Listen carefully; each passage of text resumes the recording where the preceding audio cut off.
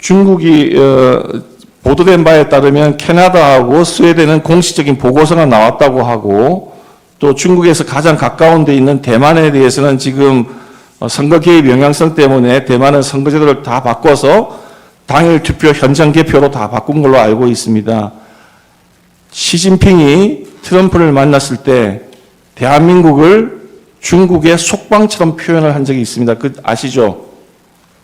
그런 보도는 보신 적 없습니까? 네, 2017년 아마 판비치에서 미중 정상회담을 할 때 그런 말이 있었다고 하는 보도는 본 기억이 있습니다. 그런 정도의 중국이라면 한국에 대해서도 얼마든지 선거 개입을 위한 시도는 있을 수 있다 생각하시죠? 그 가정을 전제로 외교에 영향을 미치기 때문에 예, 답변하지 알겠습니다. 않겠습니다. 예. 지금 한국에 와 있는 중국 국적의 외국인들에 대해서 숫자를 알아보니 이렇게 돼 있습니다. 의제 146호증에 보면 통계청에 의하면 2024년 4월 말 기준으로 한국 내 체류 중인 외국인은 약 260만 명이고 그중에 중국인은 96만 2천 명으로 약 37%를 차지하고 있습니다. 좀 전에 지금 지금께서 말씀하신 바와 같이 그런 다양한 하이브리드 전술을 감안하면 이렇게 중국인이 많다고 하는 것은 중국 정부로서는 하이브리드전을 전개하기에 상당히 유리한 환경인 건 맞죠? 단정적으로 제 견해를 말씀드리면 적절치 않은 것 같습니다. 아, 그렇습니까? 그러면 이런 사례는 좀 있었는데, 과거에 우리나라 정부에서 문재인 대통령이 중국 몽을 함께 하겠다. 또 지금 이재명 대표께서 중국 대사를 만나서 대사가 한국의 내정 간섭적인 발언을 했을 때 또는 중국과 대만의 문제에 대해서 양국에 대해서 쎄쎄하면 된다. 이런 표현들을 하는 것과 같이 정부 여당이거나 또는 국회 일당의 대표가 그런 친중적인 발언을 공공연하게 하면 그런 경우에도 하이브리드전을 전개하기에는 적절한 환경은 아닙니까? 예, 그것도 답변을 하지 않겠습니다. 예. 9-3항으로 오겠습니다. 그러면 일반적으로 중국은 여론 주도층을 매수하거나 영향력을 확보하여 정치 공작을 펴서 친중 세력을 부식시키고 가짜뉴스, 거짓 정보를 유포하여 정치 경제에 영향을 미치고 소위 우마오당이라고 알려져 있는 인터넷 댓글 부대를 운영하여 여론을 조작하고 또 ICT 기술을 이용해서 상대국의 어떤 기반 시설에 대한 통제력을 영향을 미치려고 한다는 그런 시도가 있다고 하는 것은 보도를 통해서 알고 계시나요? 네, 그런 보도를 본 기억이 있습니다. 9-4는 이렇게 좀 바꿔 물어보겠습니다. 지금 중국이 AI 기술이 세계 손꼽힐 정도로 선두를 달리고 있는 거 아시죠? 네. 예, 우마오당이라고 해서 보도에 따라서는 1천만 명, 많게는 4천만 명 정도의 댓글 부대를 중국이 운영하고 있다는 기사가 난 적이 있습니다. 지금 그런 댓글 부대를 AI 기술과 접목하면 마치 사람이 쓴 것처럼 인터넷에 댓글을 달아서 인터넷 여론 공작을 충분히 할 수 있는 것이죠, 기술적으로. AI 기술이 불법과 위법에 사용될 가능성은 열려 있다고 생각합니다.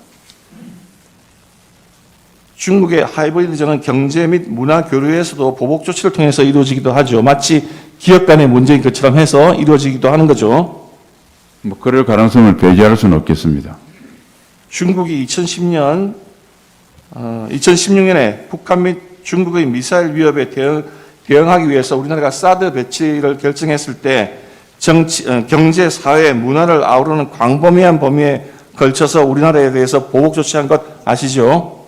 네. 당시 중국은 중앙정부가 직접 나서지 아니하고 지방정부나 또는 중국 기업들을 전면에 내세워서 기업 간의 교류를 갑자기 축소하거나 중단하게 하는 이른바 한한령을 내린 바 있죠. 네, 알고 있습니다. 예. 또 중국은 당시 합법적인 절차 및 규정을 준수한다고 내세워서 갑자기 중국에 진출한 우리나라 기업들에 대해서 세무조사, 위생, 소방조사를 해서 기업 활동을 위축시키고 통관 등 각종 절차를 엄격하게 해서 비관세 장벽으로 우리나라 기업들을 상당히 위축시킨 것도 알고 계시죠? 네.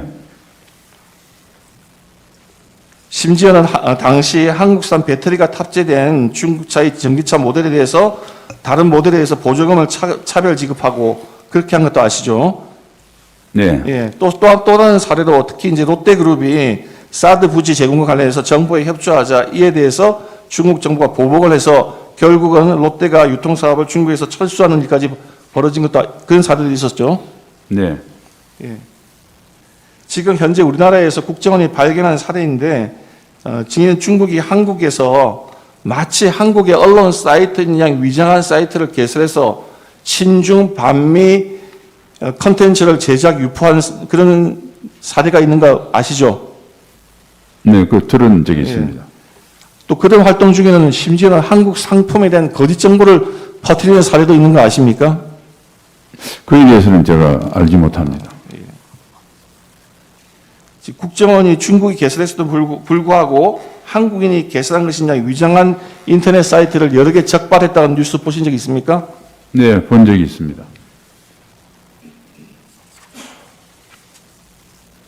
13만 묻겠습니다. 중국의 최대 IT 기업이라고 하는 그 텐센트가 2025년 1월 달에 미국 정부 당국이 중국 군 관련 기업으로 지정한 사실 아십니까? 네, 미 국방부가 그렇게 지정한 걸로 알고 있습니다. 예. 텐센트가 한국의 JTBC 계열 기업에 1천억 투자한 거 알고 계세요? 그건 모르십니까? 그럼 정확하게 확인한 바가 없습니다. 제가. 예. 지금 보도에 따르면 텐센트는 JTBC 계열사에 1천억 투자하고 카카오 등에도 지분 투자를 했다고 합니다. 이렇게 합법적인 경제 교류 활동에 속하는 것이긴 하지만 중국 군 관련 기업으로 지목을 받을 만큼 그런 영향을 중국 정부의 영향을 크게 받는 기업이 이렇게 투자를 하게 되면 결국은 우리나라 미디어나 언론사 등을 통해서 심리전, 여론전에 활용당할 가능성이 있기 때문에 정부 당국이나 국민들로서는 경계심을 가지고 지켜봐야 되는 건 맞죠? 네, 그 문제에 대해서 제가 정확하게 파악한 게 없어가지고. 그렇습니까? 예. 예, 14 물어보겠습니다.